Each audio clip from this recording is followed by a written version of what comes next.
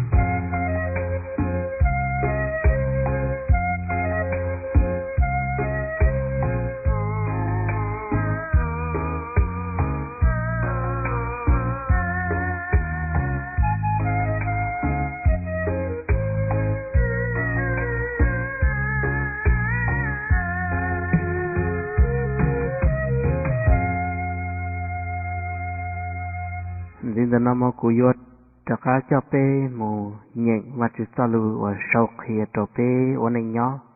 chữ sinh cho kế và chữ ôn cả ai kuyot nhện và chữ salu khi cho pe cho kế và chữ cả pe cho xí lu thế cả pe cho hai lu itu khỏi itu chữ sinh cho pe cho xí cả pe cho hai tê lu nọ cho pe tu pan niam là pe tu lu cô yo nhện nhát trò hậu salomon tây rang câu trong plau nhớ nhận đặng cái ý một tầng cái cổ ó thế thì cũng nhớ nhận tên cái là tên cái mà chỉ nhớ bé cháu ở xí nhớ chủ hai tên luôn nó đồ bé tụ bọn nhiều là chỉ bé tụ lú chỉ sau mùa hai đồ lử lên lử tụ chỉ nhớ bé tụ bọn nhiều mà nếu hai nó hai tia tụ cú lú ô lì chả có nhớ rong có ô lúa có ô lúa khó mua nhớ xa hậu đại đau uổng bỏ cả luôn chơi mùa chỉ ho dị lú cơ lì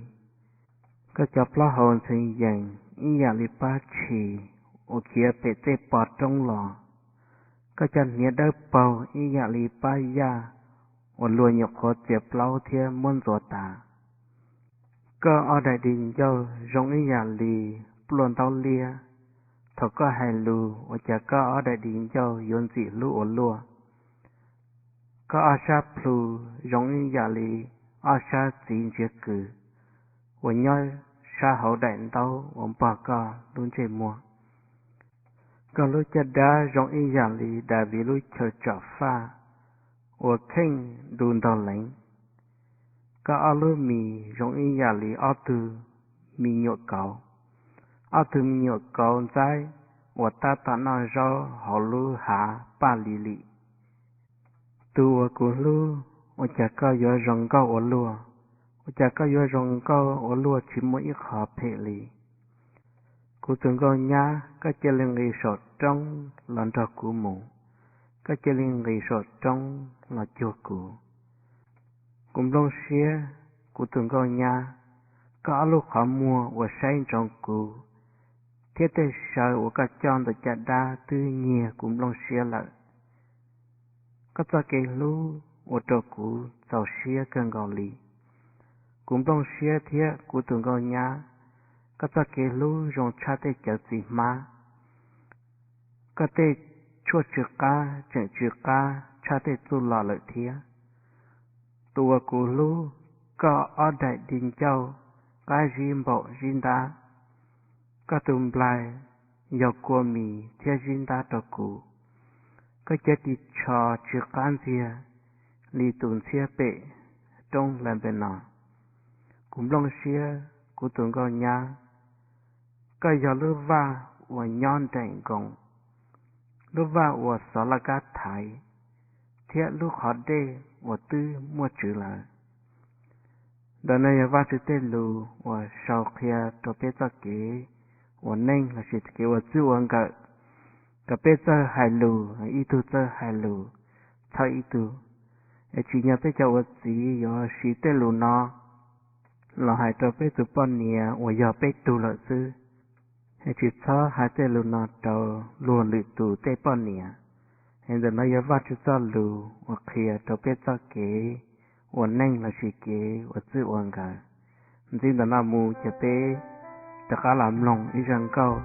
ส่วนสีวันเตเป้ยมูเกิดว่าจะซ้อลูว่าเก๋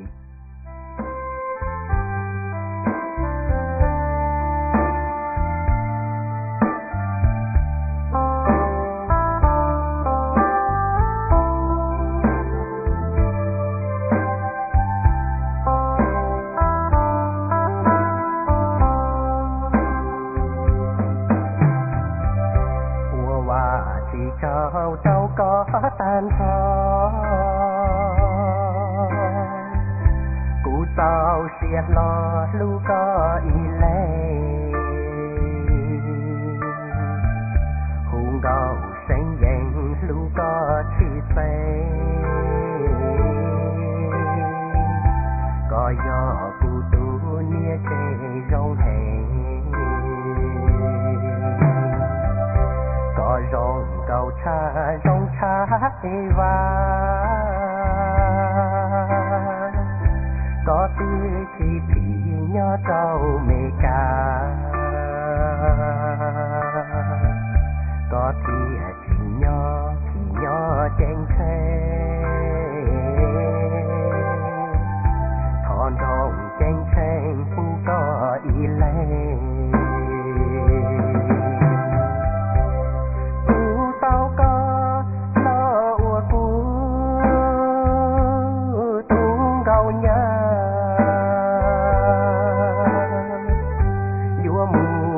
นาหนูเจก็นอ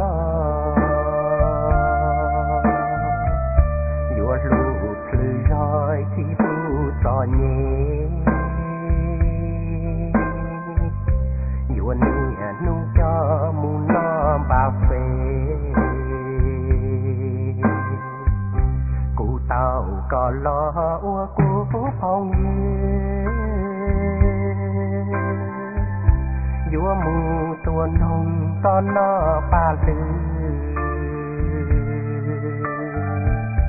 chỉ ua nịa dâu chỉ ua siab phê do bỏ giờ chế mà tờ chế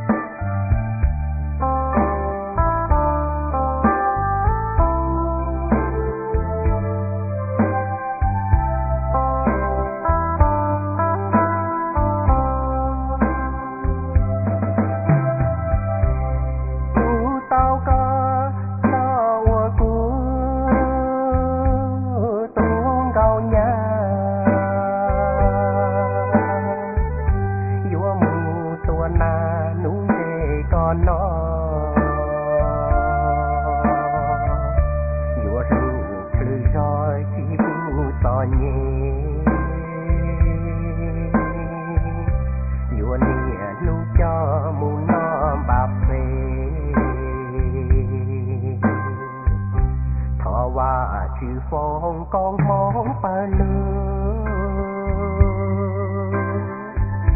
nia ta chi hu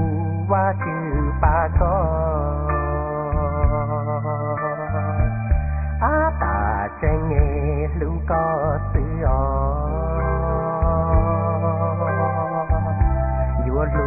lu co lu tan cho sầu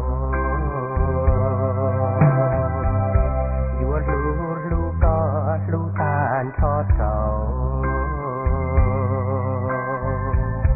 vua lưu có lưu tàn cho sầu cái từ năm mùi giờ bây giờ tập tất cả lầm lòng và chỉ cho lưu ok chọn tu bê chuẩn gì lưu li tiệt hồ lò làm từ những thứ trong tiệt cha chỉ bê sẽ đơm lòng ok tao you appreciate your wife there you know cũng trong xe này tuần thời năm mai cũng ở chào rồi cũng ban ngày này ba phần mà nó đâu phải sao nó and that shows appreciation cho nên cho cái khứ nên cho cái ba họ giờจะถอดตัวก็เพียงแต่หลานน่ะเสียชิคาเลยอ่ะ那个这还politely是了 in her heart 你如些关注他的我讲过自己 I try so hard แล้ว我ขนาดพูดช้าตรงนี้ในสิ่งที่ appreciate ในที่จะเสียดเขาคือว่าบ้าตรงนี้ที่ and it hurts her it breaks her heart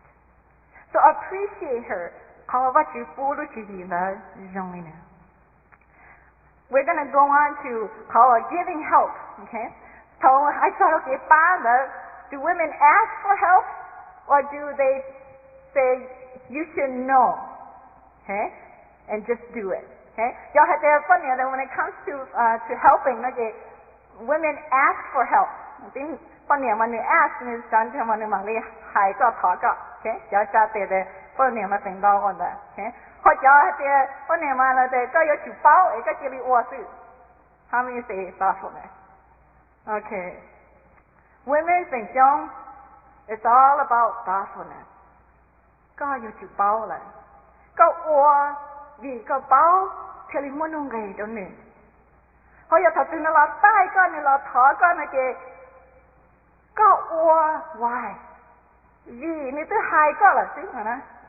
but if you know it and you do it for her without her asking con đã sai đó nữa hả tiệt cô tự chỉ lưu của hắn nếu báo hả tiệt cũng sai con à nếu chỉ lý cho cô without me asking so why isn't those all bây giờ thì chế bé tụi phân here tụi bé okay anh nó cũng cho cái mình cho sự cũ này biết cho nên một sao chỉ cái nhà có tư mà chỉ chuyện xí chế xí rồi cho nó lo đó cho nó mấy đó cái lý ở đó yêu thầu suốt thời yêu học thêm mà nhà rong lại cái xí tôi rong mà when you get there cái lý xí trả thôi là khăn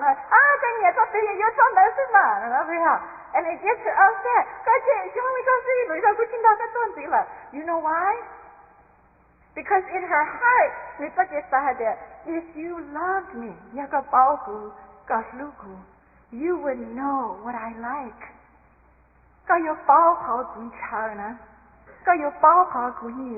and you would just buy it for me without me asking. So, thằng đó hiểu khó tụi con nhiều, tôi cho tụi xin nên nó mày đó rồi, giờ để có sao của bác con là chị ask me, hai cú là cú theo đi bảo bác con là vậy à? Bởi cái chị hai cú hết chị đây nó, cú chỉ bảo gì bác con á? So đó rồi con trai chị là you ask for it, honey, câu bác con nào, câu bác của con nào, but for women it's about thoughtfulness. You got look, you got bảo con trai vậy chị, and you do it for me without me asking. So khi cái bảo thì cái tụi con nhiều. Yeah, sẽ cú. Sáng cho nên, một chút là tên nó hay có hạt đấy. Oh, yeah, nó sẽ cú so pretty. Remember ya? Look at it. Put a picture in your mind. Lunu, có có lớn cú, có vô có là đâu nè. You will make her so happy. Hoặc là cái chuyện cho nên mù cú vô lớn cú vô so sơ cú rồi coi. Cái chuyện một thời trong này xí giả thôi để có thời trong này giả thế chị có thua thì nó xí bùa tạ này là do it for her without asking. That's thoughtfulness. And so yelling the women love surprises. And nhớ có bảo tiền mình nhẹ họ nó cái chỉ là ua bố đồ nữa without her asking. Nên chị ta nu có ua bố đồ nữa là. That's what it communicates to her that you know cái nhà của lưu có because when sáng trong hai đứa cái nhà họ nói cái cha họ nói cái tôi suy yếu đó có là cái tôi suy yếu đó có là cái tôi tỏ tay của đi cái của yếu đó có là that shows love cho ít cái nhà. When it comes to faith, fucking Jane, women, do they believe with their heart or do believe with their conviction? Lần Jane, lần này là Lucia, là lần Jane là nên tất cái xã tất cái tao, hè? Cho hai đứa phân biệt nên Jane mà nên Jane lần này Lucia nó chỉ cho thế with their heart. Alright, họ cho nên Jane lần này nên tất cái xã nên tất cái tao nó chỉ cho thế. Phải hiểu được gì vậy? Most women, we believe with our heart. Again, because what you see, tu pania, yeah, tu là ba là complete. Nên là God create women with a heart. Lucia more. Then in Jane, Landa and Lucia. That's why Yaho, Pan Jane,เขากินจริงว่าจืนว่าจะได้โถว่าจะเนี่ยเจ้าซื้อเนี่ย thế thống với chạy tôi nói cha chơi một cái gì cho con nhà tôi chống sự okay và khi tôi chạy có bỏ hay thế cho nhà chế mình continually hoặc because nếu Jane không là Lucia nếu tao hay thế chế lú nhà dùng đi cha nên chơi chế lú đi cha nên chơi gọi là tôi lú nữa đi cha nên thế tao hay thế và chế lú của đi cha cô yêu chủ lưu và chủ lý giả because it comes from their heart. Hoặc là tính năng nó mà it comes from our conviction. Bây giờ chủ bỏ hay thì một cái hậu tránh cú mà lên tránh. It's not about what I feel in my heart. It's about my convictions. So giờ lên đó ô lý giả thống một tâm mình một cái nhiều xe tôi ô đâu yêu giờ lý giả tao yêu tụi con gì hay thì thầu cái xe mà chân chân mà chịu lo liền vậy à? Cái xe cha thầu nhiều xe mà qua lo, tu xe lo, chỉ lo, bao tài đâu mà chịu. Because her emotions, her heart, người gì phá người làm đà tôi nè vậy à? And so again, câu ở tu sĩ chế, câu chủ nhân để khó. And remind me, ở đâu nên cần đi xa, đã xa thôi đấy. Cú bảo hay để có lúc xe gì phải gì phụ cái chỉ có tu xe và các bên giao cá phải chỉ cho lụi này cho lụi đi chả nếu kia tới đi chả bây giờ chủ sở khó đâu phải chỉ cho lụi and you again are the rock cái giờ lúc bao giờ cái giờ tuần đề tuần lúc này we're gonna move on okay to a physical level và chỉ cho nó xa cái tờ and this one is cú sa de nên chỉ it's okay, because I know some of you will be uncomfortable with raising hands to this one, okay? When we look at physical level, physical strength, okay?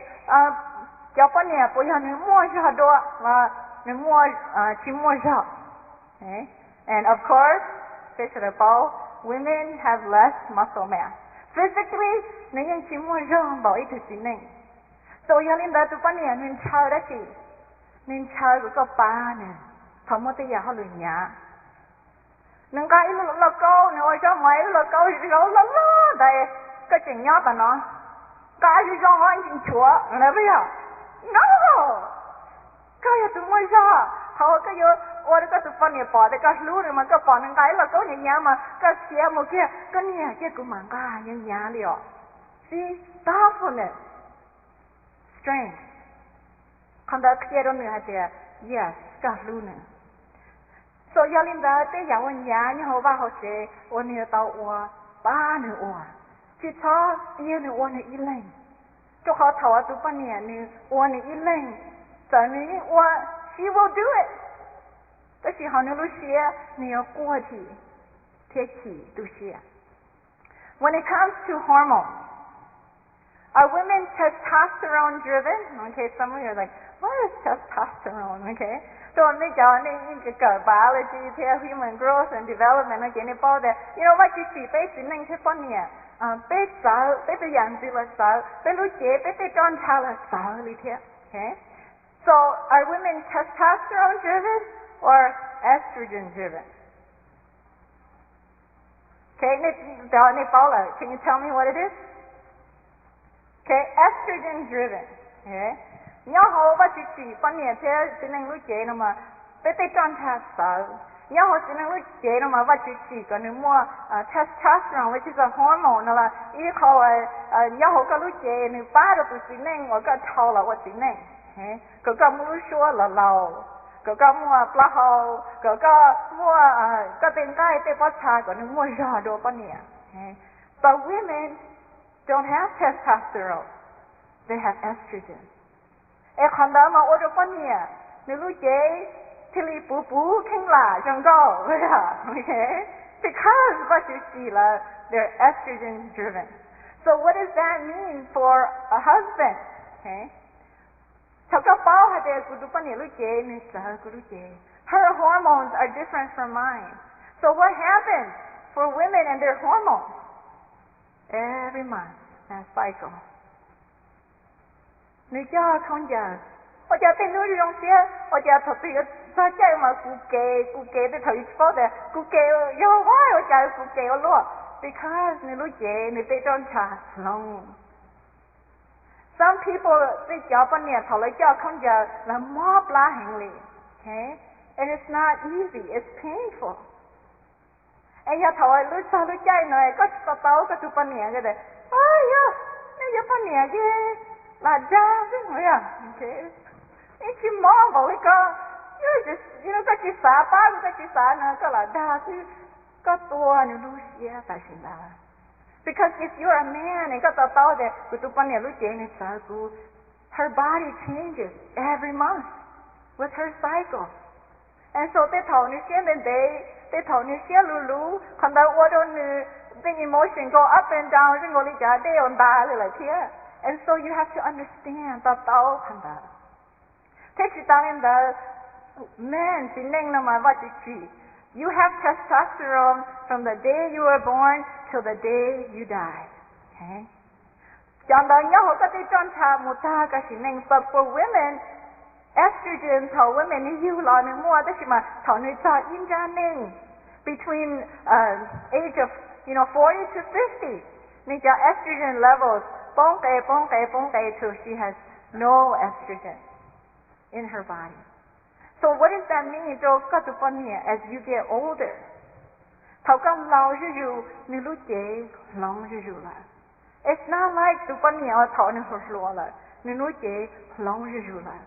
And many women experience menopause. Và chị thọ nên lúc chế, là hai lúc mong là chế phèn đau bé để lúc chế khóa là, nó sẽ nào thế hả? Because mình tới tròn cha là mình sợ là, mình chỉ cho không giờ đi là. That's why bé để lúc chế khóa là. Because she doesn't have her period anymore. And she stopped making the hormone. And nhớ cho hồ lúc chế. So không đó, lại xong rồi mà by age 50% để cho bạn nhẹ, là lúc chế yêu khóa là. Thầu lại cho chia cho trong 80%, nên lúc chế long là. So as a man, ก็บอกให้เดียกูจะจิตใจจีเนี่ยว่าจะก็เพ่งให้เดียonly know when women experience menopause, 20% มันจะมาจีนจีน้อยจีจะสาลีได้ชิมาจงตู they have hot flashes อยู่กัวนะ they have headaches, backaches มาเจมาดัวมาอุมานะว่าเราอยู่จีเจงไหมฮะเดียผมมาเดียมาเลยอ่ะ because I don't have it how come you have it ก็จะชิมุงกาจีเนี่ยจะชิมุจงอาจีเขาตื้อจะชิมุนท่าเขาตื้อก็จะเป็นแบบมาดัวมาตาหาวมาอุมานะ it's not because นี่ว่าอยากได้จี but it's because her body has changed นี่รู้เจลงละ so อย่าลืมนึงชาก็เต้าหนึ่ง to be patient with her แต่รู้ใจอันนี้รู้เจนี่ลองจะรู้ลินได้ let's go to sexual desire เขาว่าเราเป็นเนี่ย is it are women stimulated or women you what's single, okay? Are they stimulated? They desire that because of hormones or or is it because they feel it and when someone touches them, they have that a desire that when what's you to see, okay? Who wants to be brave today? Okay. Touch and feelings. Touch and feelings. สิ่งหนึ่งมันดาวโชว์เขาว่าเราอยู่เช้าสอนเช้าอยู่ตัวเนี่ยโอเคมานี่ยาล้านแต่อยู่ขโมยป่าอยู่ป่าเนี่ยรู้เจนั่นอยู่ป่าเนี่ยจงเข้าว่าเราอยู่เช้าหนึ่ง and ที่ตาลินดา it is hormones too ว่าจะ testosterone เนี่ยเขาก็รู้เจevery day only ให้สิ่งหนึ่ง every day ก็เนนูจีโมจะไปเชียร์ลีแต่ที่ป้อนเนี่ยเท่านี้ยูรอเนี่ยโมไปลีจะ over time เนี่ยจะไปป้องรูละ so what does that mean as a man your hormones are the same always เนี่ยจบเกมันจีสุดที่ for a woman ไอ้ตัวป้อนเนี่ยนั่นนะเจเขาว่านึ่งชาดาก็วันเนี่ยว่าจีกงว่าจริงกับว่าเจนี่ยาลานดาเขาว่านึ่งรู้เชียสานดาก็นึ่งรู้ก็นึ่งเจ้าเชียดูก็นึ่งทะเลสานดาก็ปูโอเควันเนี่ยว่าจีโอเค and it's through touch and feeling so ยาลินดาไอ้ตัวป้อนเนี่ยนึ่งชา to make sex or to making love to tell you have to be romantic you can't just honey I need you it doesn't work because she needs to feel love she needs to feel ก็รู้หนึ่งกันชาวหนึ่งมาลินชาวก่อนนะพออยากเนี่ยก็ชิปป้าก็รู้หนึ่งนึกชิปป้ากันชาวหนึ่งกินยังย่อกันเนี่ยคุณชาวก็คุณรู้ก็มีเขี้ยมูนะใช่ไหมอ่ะโอเคที่ตาเนี่ยเป็นลามุดเขา sexual pleasure แล้วที่เขาว่าเราตัวเนี่ยเนี่ยเจ้าเสียเราเกี่ยวกับกันเนี่ยเจ้าเสียเราเกี่ยวอยู่อันนี้ที่อยู่ละกงอยู่รู้เกี่ยวกันนะ are women like gas stove okay เขาชื่อรถไฟกินlike it or are they like oven มาเสีย okay someone brave tell me okay oven hey นี่ตัวป้าตาเลยใช่ไหมอ่ะ okay women and their sexual pleasure or เขาลิ้นชาดานี่ตัวจีโอเคปัญญาจงก็ลิชเขาจิ้วor ก็มาตาand นี่มากูนี่มาเจีย whereas women men จงก็ลิลูกเขาจิ้วแก่ตัวนี่ที่เที่ยที่เปลี่ยนสิเกตัวเที่ยตาเลยนะไม่อ่ะ okay and so for many women ดาวเขาว่าดูนี่จิตเจ้าเสียเด็กก็กงโอ้ยนี่สิโอเคนี่จิตเจ้าเสียเด็กก็ปูโอเค because ก็ตัวที่ว่าอีอยากได้ที่ว่าดูนี่รู้เสียหลังบัวก็ตัวที่บ้าสิหาตัวอยู่อันนี้สิเนี่ยโอเค so that it'll be romantic it'll be wonderful เขาจงก็เลยถ้าเป็นกันชาเนี่ยรู้เจ๊ก็สีจะจ่อตาand that's it and she feels used จงก็เลยก็ลาสีเนี่ยรู้เจ๊เขากันชาวหนึ่งยันชาวเนี่ยรู้เจ๊ซื้อ ก็จะชื่อรู้ในเดีย What causes women to be uninterested in sex? เขาว่าดูตัวปัญญาในจริงชาวกันในตัวสีกงเนี่ยสีกงยิ่งรู้เจ้าเกย์ยาระชี There are 5 reasons. I want you to think about this. สาธุจงหาเดีย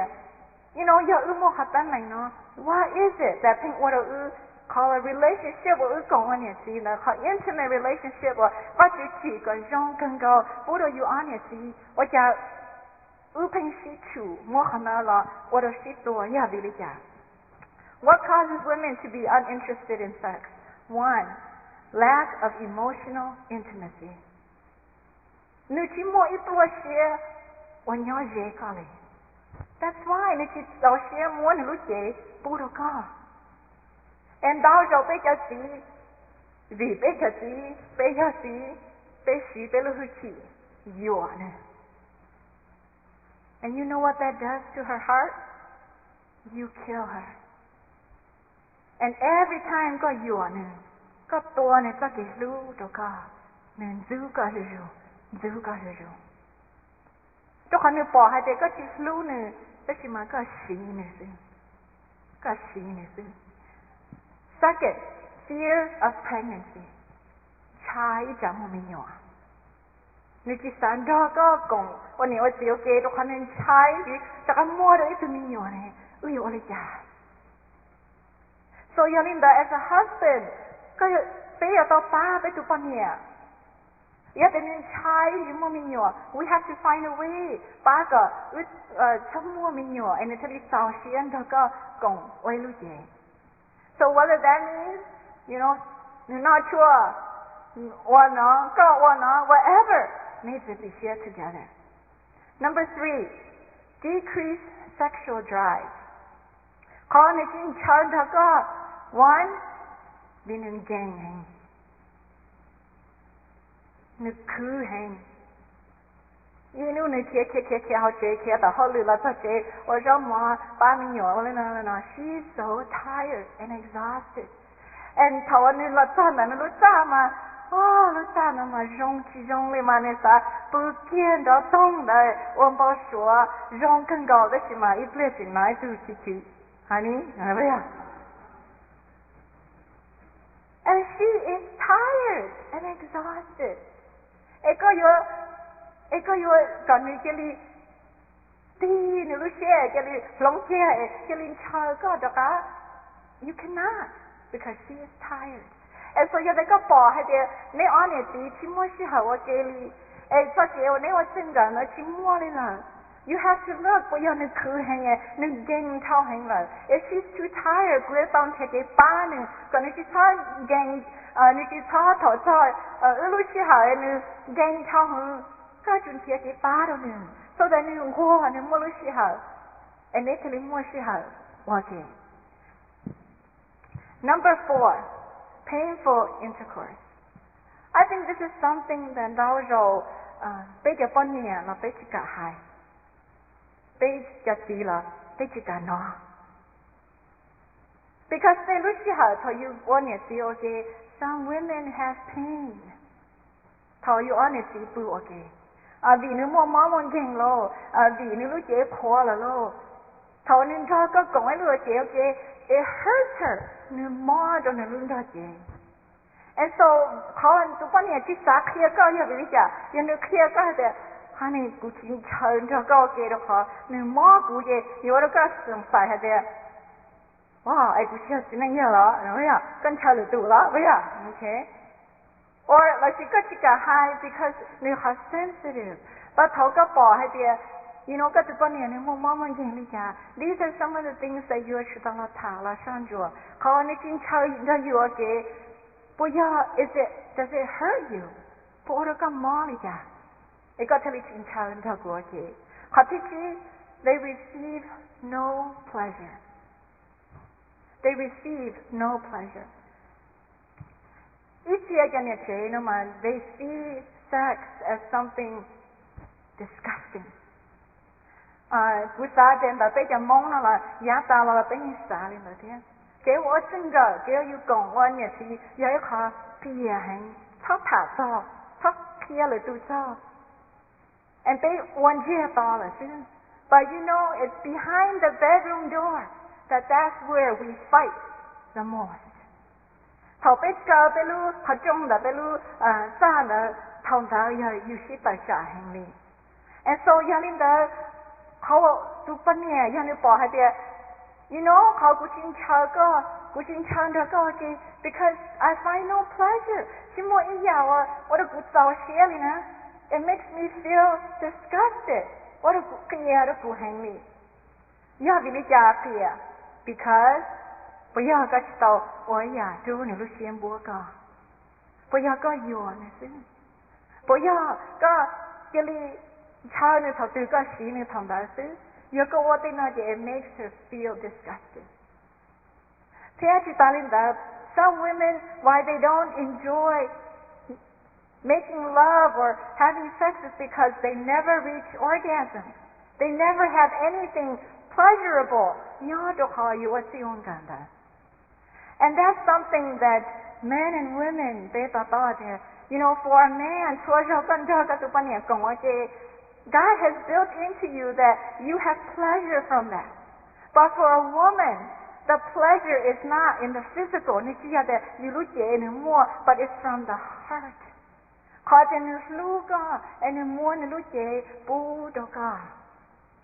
And so, if you do not fulfill her emotional need, the first thing she will do, ถ้าเท่าเขาเนี่ยว่านั่นเองเนี่ยใจก็ใช่ปืน Don't bother me ก็มาปืนต่อ because คนใดเขาสู้ๆเท่าว่าเนี่ยจื้อเต่าแต่เนี่ยรู้เจแต่เนี่ยจื้อเต่าเขาให้เดียก็จีรู้กูยาลินดากูอยากจีมัวกูรู้เจปูดก็So Yalinda Khoteo Garden Kanda is that we need to find time.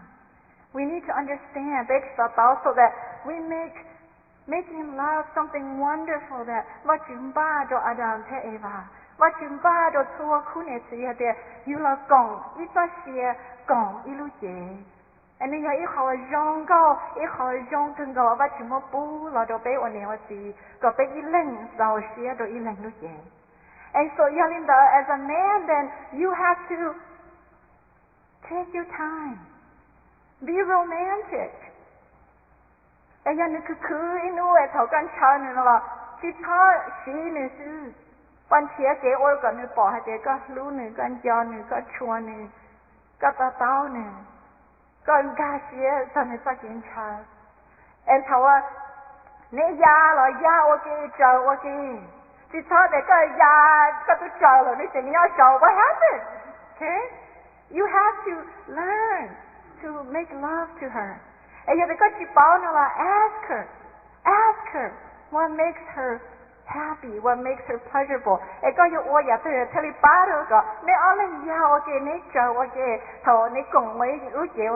you feel loved, she feels loved.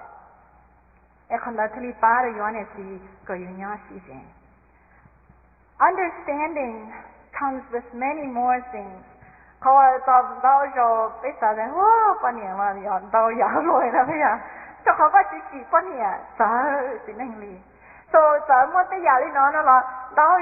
know, if we look at other factors, more personality, to a different personality. And so when you see my darling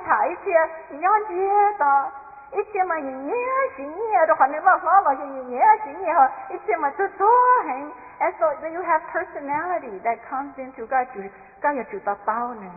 telling the family history of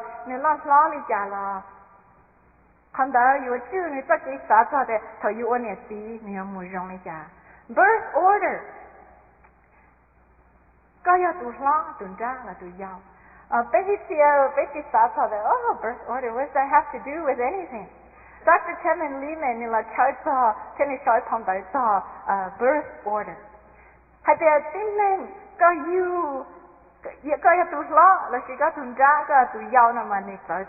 And if you marry a woman, nè sao để tu hóa nè trong mình chả ra lúc khi nó chuyện chỉ tao sau thì tao cho bé trồng gì chế là chỉ cứ tin nên trả sẽ đời ba sẽ thêm lòng tuần tí tồn tu plau tàu lử lưu lì tiệt nếu giờ trong hay ở giờ ba tao bé cho gì chế là chỉ cho ô tú hiện giờ các trong giờ này cho nhiều gì này là bé lòng nó chỉ khi đó này tê tú nó chỉ khi đó này tê phong dưก็หลอนเราเป็นลงเทียคือเราเลยเราเป็นรู้ชื่อหาสฟังจัวกันเลยเราเป็นลงอย่างอีอยากอายุมองกี่เราเป็นรู้นั่งอย่าไปเขาเทียบไปเฉาเทียบไปเจ้าเลยคุณเจงแต่อย่าป้าเราเป็นรู้นั่งสักกี่วันซึ่งก็อย่างยอดตัวเขาจริงเราหมดจะไปตะการหลังมันเรื่องเก่าส่วนดี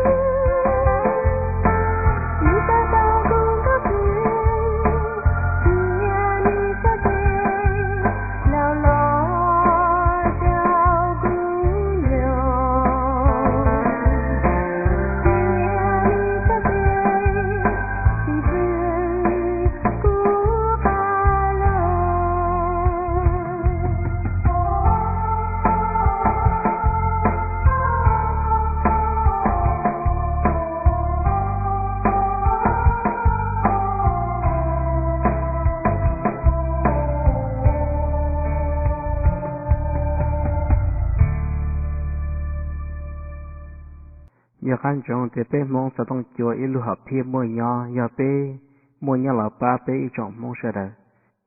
bé dùng ba mua tê kỹ cho kia kỹ khoác kia cho cho kỹ ổn định nhăn lúc tê chờ nó là xì cho kỹ xì lu xì trời rồng nhớ trời lu chưa lu gì thiên đặt cho kỹ trên hoa chữ là xì cho kỹ trên Giêsu hiện trên thế giới xưa để nó dẫn ra bé lòng ok thiết cỡ ok bé kia hãy choต้องchùa nu nọ là sau li nọ xứ của giờ cho giờ va thiết cho đầu lì lu lì tía bé mà lì trắc cá trên di đùa thà vắt chữ phong có mong cho nên sẽ đời